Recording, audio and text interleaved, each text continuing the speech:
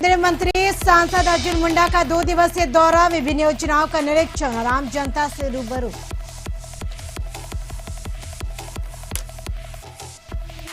किसानों के समर्थन में जमशेदपुर के सिख समुदाय का दिल्ली कूच, किसानों के समर्थन में उतरे सिख समुदाय।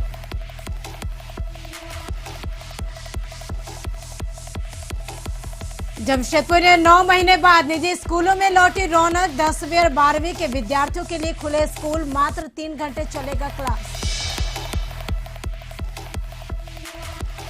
राज्य के स्वास्थ्य सचिव नितिन मदन कुलकर्णी पर डॉक्टरों पर की गई टिप्पणी के खिलाफ राज्य भर के डॉक्टर काला बिल्ला लगाकर कर रहे काम। रांची के ओरमांझी थाना क्षेत्र में अज्ञात युवती का सिर कटा शव बरामद, निर्वस्त्र अवस्था में युवती का शव बरामद।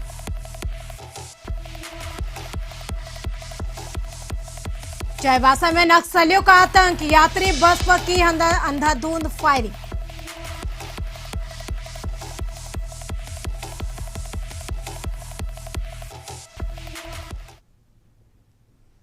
नमस्कार, हमारे झारखंड में आपका स्वागत है। आपके साथ मैं हूं करिश्मा। सिमडेगा में केंद्रीय मंत्री सह स्थानीय सांसद अर्जुन मुंडा का 2 दिवसीय दौरा है। 4 जनवरी को जिले के पाकरटांड प्रखंड में है, जहां मंत्री विभिन्न योजनाओं का निरीक्षण एवं आम जनता से रूबरू होंगे। साथ ही कार्यकर्ताओं के साथ बैठक कर सरकार द्वारा संचालित योजनाओं की समीक्षा कर कार्यकर्ताओं से मन की बात भी करें। सिमडेगा परिसदन लौटने के क्रम में गर्जा में निर्माण हो रहे एकलव्य विद्यालय का भी निरीक्षण किया और रात्रि विश्राम परिसदन में करने के पश्चात 5 जनवरी को सुबह 9 बजे सभी मंडल के अध्यक्ष एवं सभी प्रखंड के सांसद प्रतिनिधियों से बैठक कर प्रखंड का हालचाल लेंगे। पुनः 2 बजे से समाहरणालय में दिशा की बैठक में भाग लेंगे।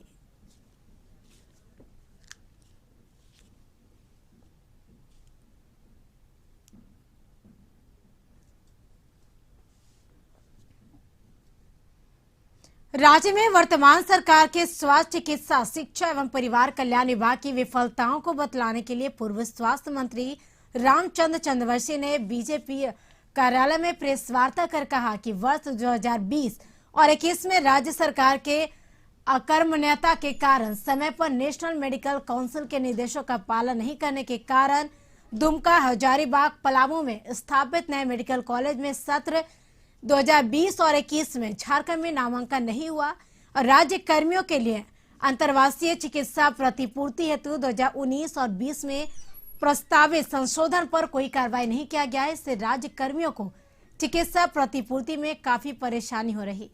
वहीं भारत सरकार द्वारा कोरोना काल में जो राशि उपलब्ध कराई गई उसे पूर्णतः वह नहीं किया गया। भाजपा सरकार ने विकास का कार्य हुए थे उसे वहीं तक छोड़ दिया, जिससे 1 साल में कोई प्रगति विभाग की नहीं हो पाई। ऋण पास के द्वारा कोरोना काल में हर जिले में दवा वितरण करना चाहिए था, परंतु नहीं किया गया।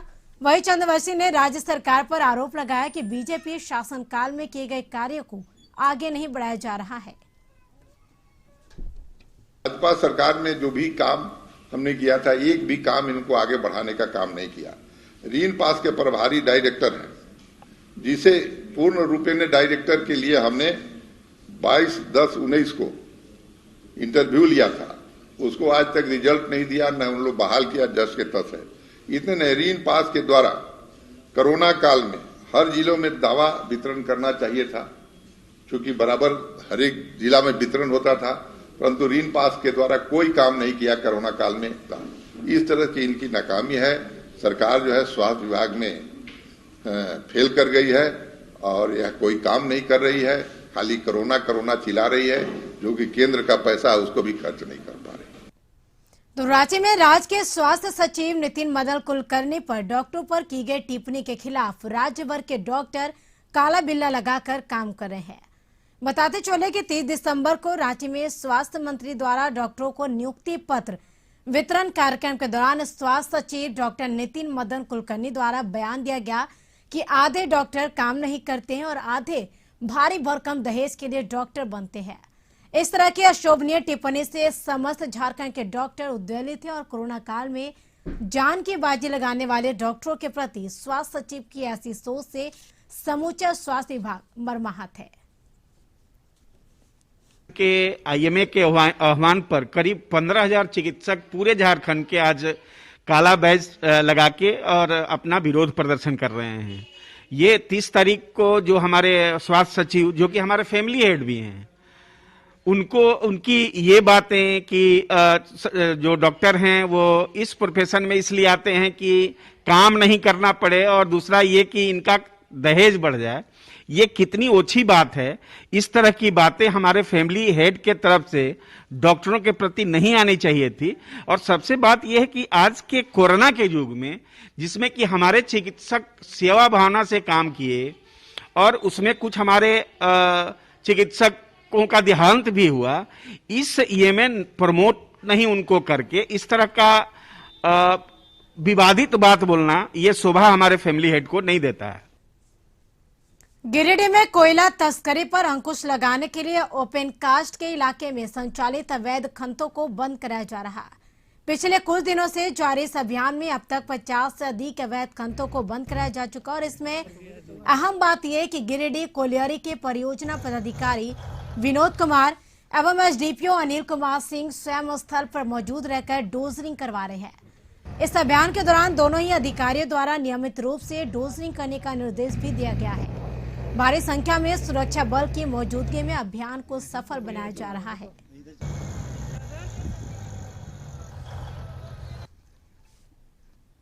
के अवैध उत्खनन और कालाबाजारी के खिलाफ लगातार डोजरिंग की जा रही है और जिन लोगों को चिन्हित की जा रही है जो अप्रत्यक्ष या प्रत्यक्ष रूप से शामिल हैं, उन पर एफआईआर भी की जा रही है और उनको यह चेतावनी भी दी जा रही है लोकल पुलिस प्रशासन की तरफ से, सीसीएल प्रबंधन की तरफ से, कि अगर नहीं मानेंगे तो बड़ी कार्रवाई होगी और उनका जगह यहाँ नहीं जेल में होगा।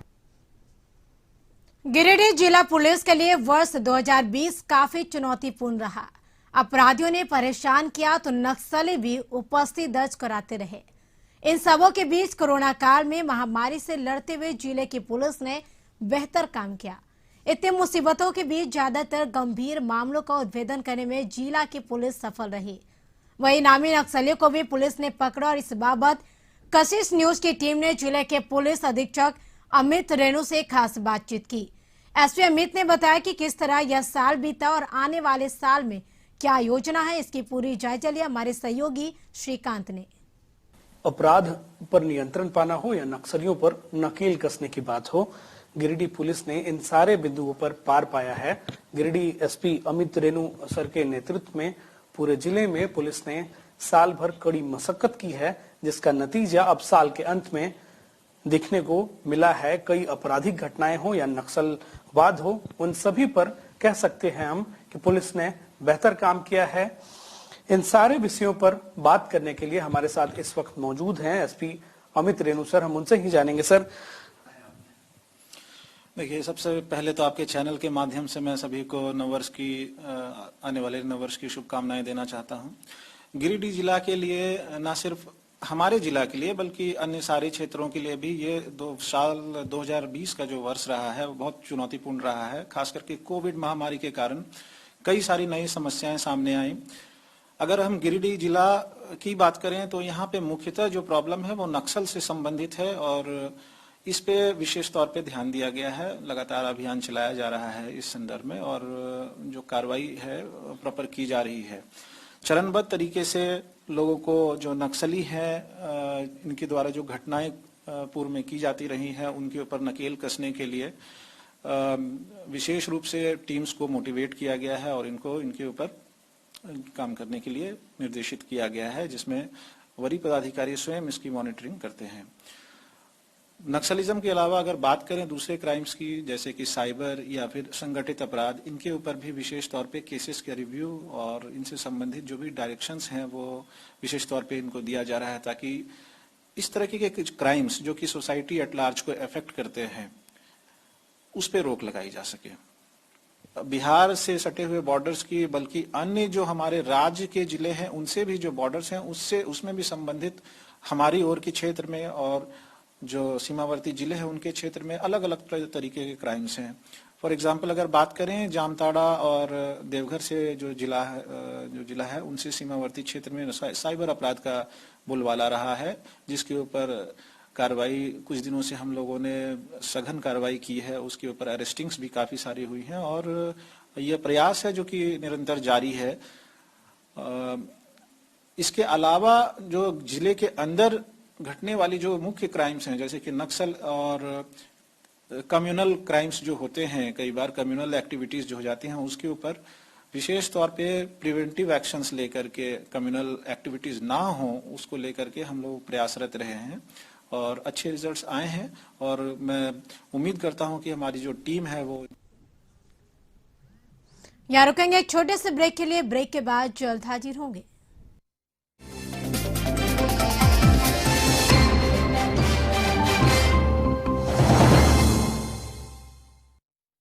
ब्रेक के बाद आपका स्वागत है। तो बढ़ेंगे अगली खबर की ओर। राजधानी रांची की ओर मांझी थाना क्षेत्र के साई यूनिवर्सिटी कुच्चू के पीछे परसा पतरा जंगल में एक अज्ञात युवती का सिर कटा शव बरामद हुआ। युवती का शव निर्वस्त्र अवस्था में बरामद हुआ। युवती की उम्र 19 से 20 वर्ष के करीब बताई जा रही। इधर शव मिलने की सूचना मिलते ही सिल्ली डीएसपी चंद्रशेखर आजाद, थाना प्रभारी इंस्पेक्टर श्याम किशोर महतो व पुलिसकर्मी घटनास्थल पर पहुंच गए और पुलिस ने पंचनामा कर शव को कब्जे में लिया।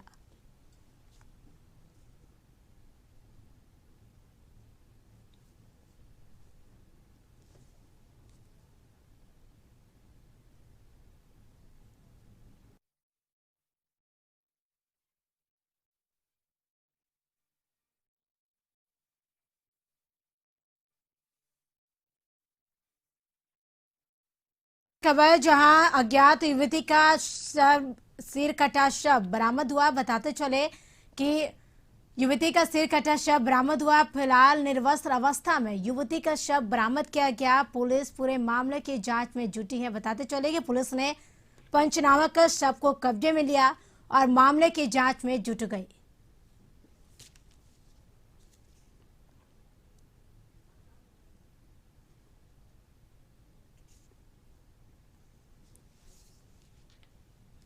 साल का तीसरा दिन में है हम लोग जी, और लोग आज भी पर्यटक स्थलों पर जाकर पिकनिक मना रहे हैं जी।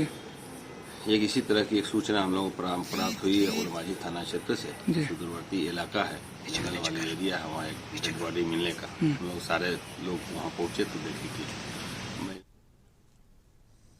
तो झारखंड में 9 मार्च से मैट्रिक और इंटरमीडिएट की परीक्षा शुरू होगी। 9 मार्च से 26 मार्च तक परीक्षा चलेगी। तो इस वक्त बड़ी खबर बताते चले कि 9 मार्च से 26 मार्च तक परीक्षा चलेगी। तो वही आपको बताते चले कि 9 मार्च से मैट्रिक और इंटरमीडिएट की परीक्षा होगी। तो झारखंड में मैट्रिक और इंटरमीडिएट की परीक्षा की तिथि घोषित कर दी गई है। बताते चले कि 9 मार्च से मैट्रिक और इंटरमीडिएट की परीक्षा होगी। इस वक्त बड़ी खबर झारखंड से, जहां 9 मार्च से मैट्रिक और इंटरमीडिएट की परीक्षा शुरू होगी, वहीं 9 मार्च से 26 मार्च तक चलेगी परीक्षा। 9 मार्च से मैट्रिक और इंटरमीडिएट की परीक्षा शुरू हो गई। बताते चले कि मैट्रिक और इंटरमीडिएट की परीक्षा की तिथि घोषित कर दी गई है। 9 मार्च से मैट्रिक और इंटरमीडिएट की परीक्षा शुरू होगी, वहीं 9 मार्च से 26 मार्च तक चलेगी परीक्षा।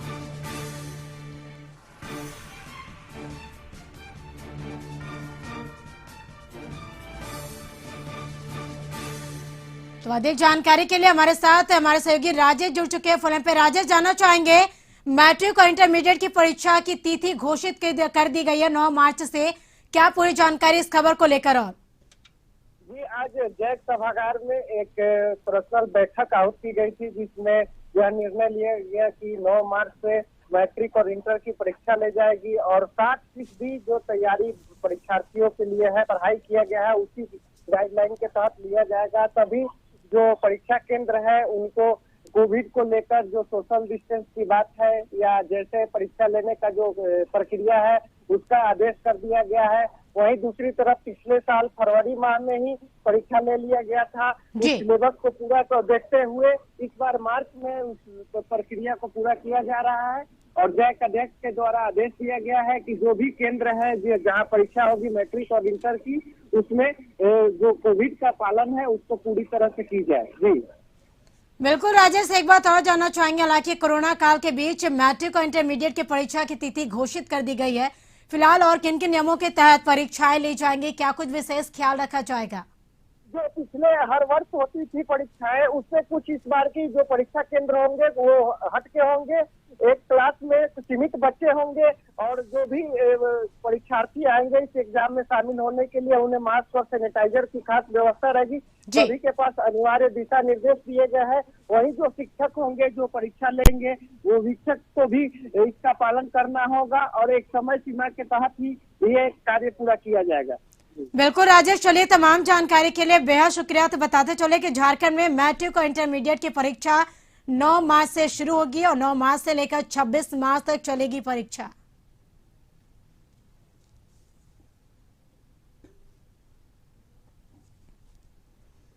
तो बढ़ेंगे अगली खबर की ओर। खबर जमशेदपुर के गोलमुड़ी थाना अंतर्गत केबुल टाउन के समीप ड्यूटी के लिए निकले 2 युवकों को तेज रफ्तार ने जबरदस्त टक्कर मार दी, जिससे एक युवक की मौके पर मौत हो गई, जबकि एक युवक को गंभीर अवस्था में एमजेएम अस्पताल लाया गया। मृतक का नाम सरफराज खान बताया जा रहा है, जबकि घायल हुए युवक का नाम सूरज कुमार है। वैसे मामले की जानकारी गोलमुड़ी थाना पुलिस को दे दी गई है, जहां शव की पोस्टमार्टम की प्रक्रिया शुरू कर दी गई। उधर परिजनों ने मृतक के परिवार वालों से उचित मुआवजा दिए जाने की मांग की है और साथ ही कार चालक को गिरफ्तार किए जाने की भी मांग की है।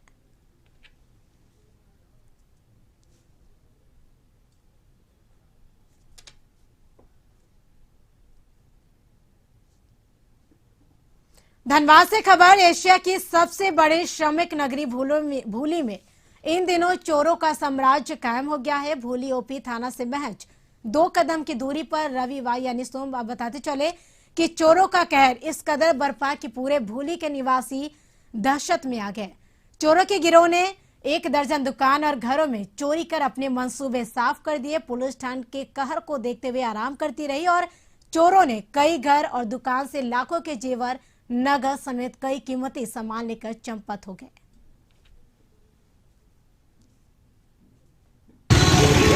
एक दिन में 10-10 दुकान में चोरी, या प्रशासन को थोड़ा सा विशेष ध्यान देना होगा कि किस तरह से चोरी आज तक कभी भूली में इस तरह का घटना नहीं हुआ था।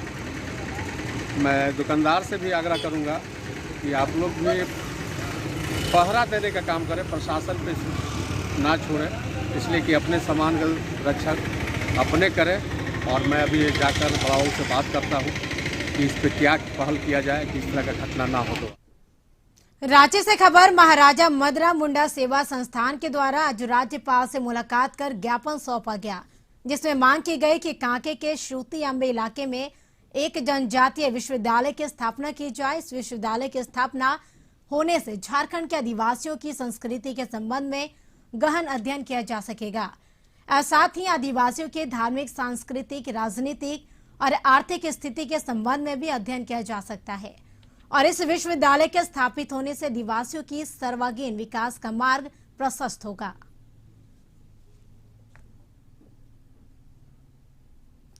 तो 10 एकड़ जमीन जो अभी पड़ी हुई है, हाँ 9-10 एकड़ जमीन पड़ी हुई है, उसमें है कि जनजाति विश्वविद्यालय की हम लोग मांग कर रहे हैं।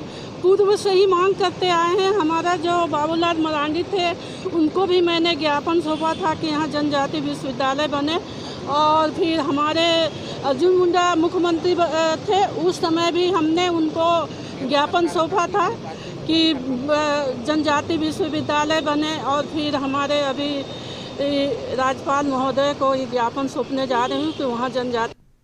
धनबाद में अधिवक्ता कल्याण समिति के बैनर तले अधिवक्ताओं का एक समूह रणधीर वर्मा चौक से न्यायालय कोर्ट तक पैदल मार्च निकाला, जिसके माध्यम से अधिवक्ताओं ने मांग किया कि न्यायालय को पूर्ण रूप से नियमित शुरू किया जाए, क्योंकि वैश्विक महामारी कोरोना की वजह से बंद हुए प्रतिष्ठान, बाजार एवं कई संस्थान खोले जा चुके हैं और ऐसे में न्यायालय को बंद रखना सर्वथा अनुचित है। इस संबंध में अधिवक्ताओं ने बताया कि वह लोग मार्च निकालकर धनबाद न्यायालय के जिला सत्र न्यायाधीश और धनबाद उपायुक्त के माध्यम से ज्ञापन देंगे, जो कि चीफ जस्टिस, मुख्यमंत्री, सुप्रीम कोर्ट से संबंधित अधिकारी तक भेजा जाएगा, जिससे कि वकीलों की समस्याएं और मांग पर विचार किया जा सके। और साथ ही अधिवक्ताओं ने यह भी कहा कि अगर उनकी मांग पूरी नहीं होती है तो आने वाले दिन में धरना कार्यक्रम और अन्य आंदोलनात्मक कदम उठाकर संबंधित अधिकारियों तक अपनी बातों को पहुंचाने का काम करेंगे। सारी चीजें खुल चुकी है, स्कूल खुल चुका है, बाजार चल रहा है, मार्केट सब भर गया, बसें चल रही है, ट्रेन चल रही है और हमको लगता है कि अधिकांश चीजें खुल गई है। और यहाँ देखा जाए तो लिटिगेंट्स को, जो गांव के ग्रामीण है, लोगों को, वकीलों को काफी दिक्कतें हो रही है और हमारे समाज के वकीलों को भी दिक्कत है। इसलिए हम लोग पुरजोर से ये मांग करते हैं कि जितना जल्द हो अविलंब कोर्ट खोल दिया जाए, खुलवा दिया जाए। यदि कोर्ट नहीं खुलता है तो हम लोगों का अगला कदम धरना की ओर होगा। हम लोग बहुत खुशी इसमें फिर आंदोलन की मोड़ में है। यह मांग इसके पहले हम लोगों ने दिया था, जो पूरे भारत में इस पर चर्चा हुई थी। बेड़ो प्रखंड के जरिया पीपर टोली गांव पूर्व मंत्री सम्मानदर विधायक बंधु तिर्की पहुंचे और गांव के 3 दिव्यांग बच्चों के पिता लोदो उराव और मां मंजू राव से मिले और उनके समस्याओं से रूबरू हुए। मौके पर उन्होंने गर्म कपड़े व आर्थिक सहयोग के रूप में 10,000 रुपए नकद दिए और साथ ही उन्होंने कहा कि मेरा प्रयास होगा कि इस परिवार के लिए तीनों दिव्यांग बच्चों की अत्याधुनिक चिकित्सा उपलब्ध कराने के साथ साथ सरकार की तरफ से प्रत्येक महीना आर्थिक सहायता मिले, इसके लिए मैं प्रयास करूंगा।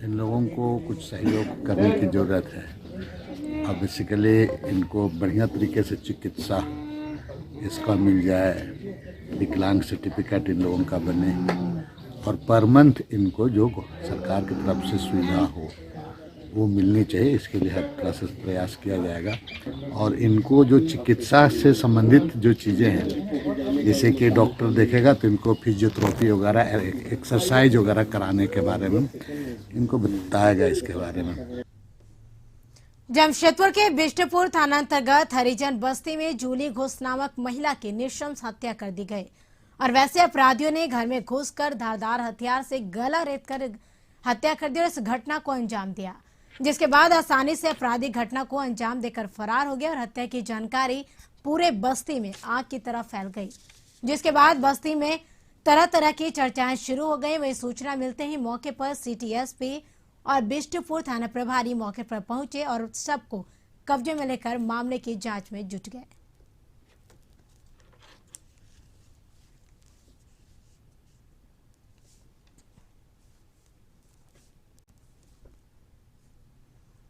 जमशेदपुर से खबर 9 महीने बाद के अंग्रेजी मीडियम के स्कूलों में रौनकें लौट आई है। वैसे अभी 10वीं और 12वीं के छात्रों के लिए स्कूल खुले। इधर लंबे अंतराल के बाद स्कूल पहुंचे छात्रों के चेहरे पर रौनक देखी गई। वहीं स्कूलों में कोविड-19 से संबंधित सभी गाइडलाइन का सख्ती से पालन किया जा रहा है और गौरतलब है कि कोरोना महामारी को लेकर देश भर के सभी शिक्षण संस्थानों को 21 मार्च 2019 से ही बंद कर दिया गया था। वैसे अब धीरे धीरे जनजीवन पटरी पर लौट रही। वैसे अभी छोटे वर्ग के छात्रों के लिए स्कूल सरकार या बोर्ड की ओर से कोई फैसला नहीं लिया गया है। आज बच्चों को पेरेंट्स से डिक्लेरेशन फॉर्म लेने के बाद ही एंट्री मिला है और बिना मास्क के, बिना ग्लव्स के हमारा हर फ्लोर पे जहाँ बच्चे बैठे हैं वहाँ सैनिटाइजर स्टैंड रखा गया है। रेगुलरली बच्चों को बिना मास्क के क्लास नहीं करना है। और लातेहार जिला के मनिका थाना अंतर्गत बरवैया स्थित सेट पिकेट का आक्रोशित ग्रामीणों ने घेराव किया और साथ ही पुलिस व पिकेट इंचार्ज के विरोध जमकर नारेबाजी की। घटना पर मिली जानकारी के अनुसार सेट पिकेट के प्रभारी आशिक सिंह ने लवकेश सिंह नामक युवक को बेवजह बुरी तरह से पिटाई की, जिसके बाद आक्रोशित ग्रामीण पिकेट को घेर लिया और बाहर निकलने की मांग पर अड़े रहे। हालांकि उसकी सूचना मनिका थाना प्रभारी नीतीश कुमार को दी गई और थाना प्रभारी दल बल के साथ घटनास्थल पर पहुंचे, ग्रामीणों से बात किया। मौके पर ग्रामीण पिकेट प्रभारी पर कानूनी कार्रवाई के साथ साथ एफआईआर करने की मांग कर रहे थे। ग्रामीणों ने पुलिस प्रशासन, हाय हाय विकेट प्रभारी, मुर्दाबाद समेत कई प्रशासन विरोधी नारे भी लगाए।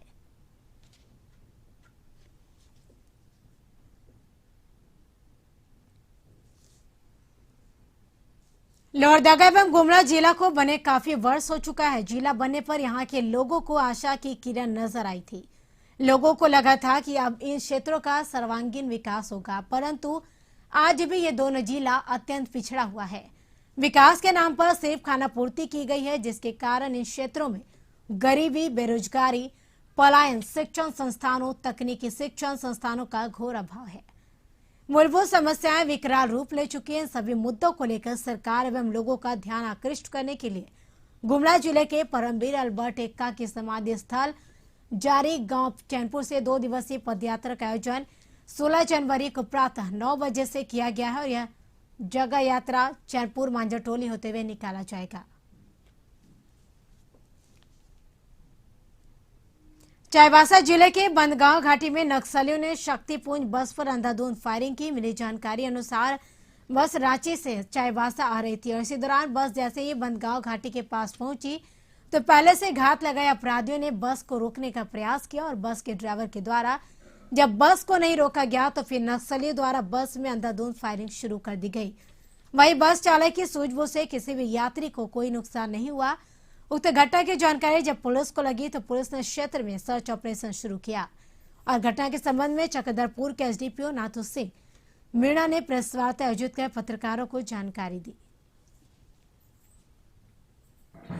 विगत रात को सोनवा थाना क्षेत्र में एक आसूचना प्राप्त हुई कि प्रतिबंधित भाकपा माओवादी संगठन के जोनल कमांडर जीवन कंडुलना एवं उसके दस्ता सदस्यों के द्वारा एक अर्जुनपुर सेब का पिकेट है उसके ऊपर हमला करने की योजना बनाई है। इसमें हमला करने की योजना बनाने के लिए लोग झलियामारा गांव है उसमें ये लोग ठहरे हुए हैं। उसी आसूचना के सत्यापन एवं आवश्यक कार्यवाही हेतु चाईबासा जिला पुलिस सीआरपीएफ 60 बटालियन के एप कंपनी एवं क्यूएटी टीम का संयुक्त टीम का गठन किया गया और संयुक्त टीम के द्वारा। इसी के साथ झारखंड की खबरों में फिलहाल इतना ही। आप बने रहिए कशिश न्यूज के साथ। नमस्कार।